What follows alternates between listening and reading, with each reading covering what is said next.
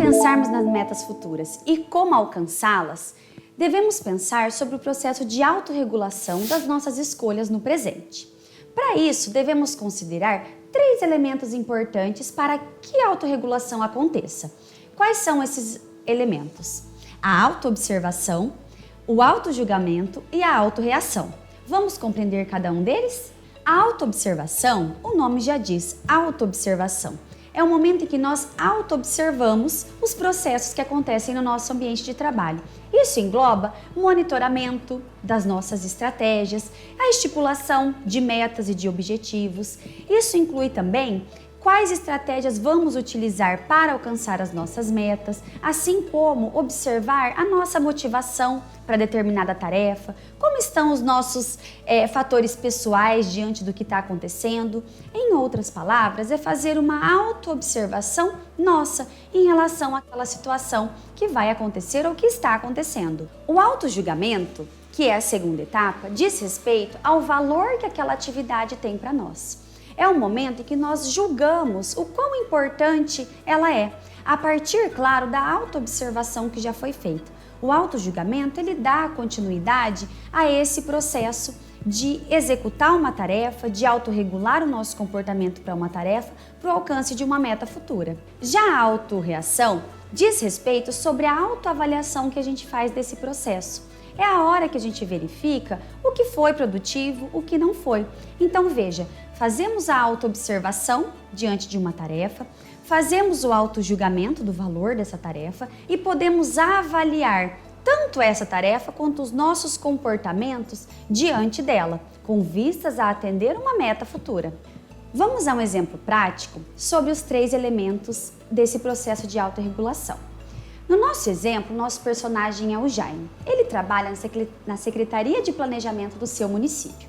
Ele foi encarregado de fazer um relatório sobre o progresso de um projeto de infraestrutura urbana.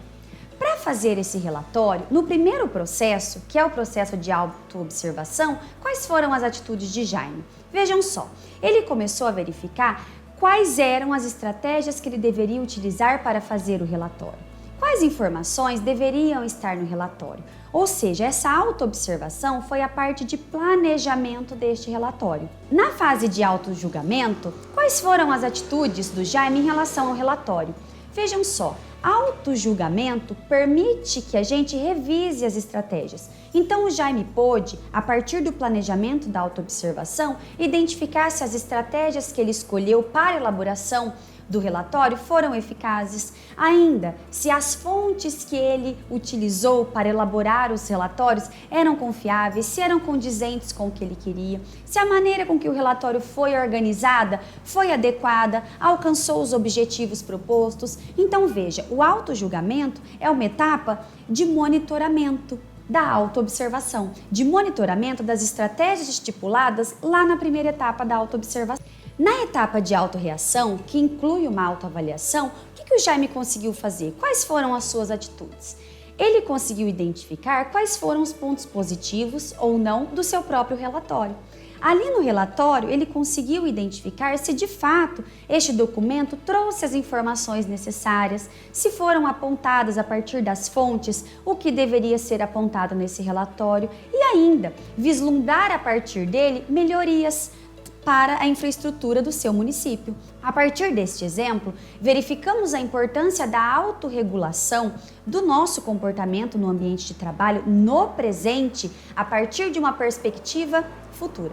Porque todas as atitudes do Jaime o tempo todo estavam sendo orientadas pelo futuro, não por um passado negativo, Não por um presente hedonista, mas por uma perspectiva de tempo futuro. Então, retomando este conteúdo, nós conseguimos vislumbrar o quanto as nossas ações do presente, nosso comportamento, as nossas condutas no ambiente de trabalho devem ser orientadas por perspectivas futuras, por um tempo que ainda não aconteceu, mas que mentalmente a gente consegue planejar, organizar e autorregular. Então, as nossas ações hoje, agora no nosso ambiente de trabalho, podem e devem buscar metas e objetivos que planejamos para um futuro.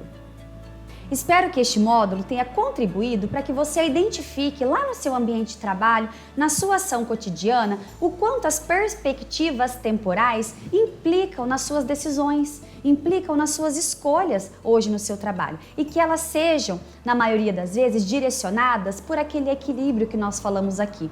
E que inclui sempre considerar o que nós queremos para o futuro. Se não numa perspectiva individual, mas numa perspectiva de comunidade, coletiva. Qual é a contribuição do nosso setor a curto, médio e longo prazo para a comunidade na qual a gente trabalha? Então eu convido você a continuar conosco nesse curso para que no próximo módulo sobre tomada de decisões no trabalho, você consiga compreender melhor e colocar mais em prática o que vamos estudar, incluindo os conceitos de engajamento e satisfação.